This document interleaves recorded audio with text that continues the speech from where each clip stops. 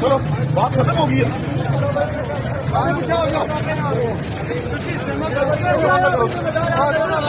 मुसलमान हो ना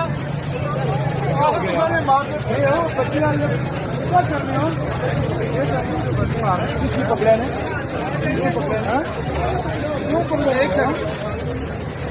किसको पकड़ा है खुदा ने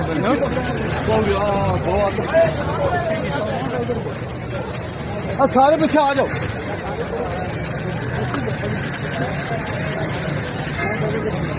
ज्ञानी साहब ज्ञानी साहब ज्ञानी साहब एजाज भाई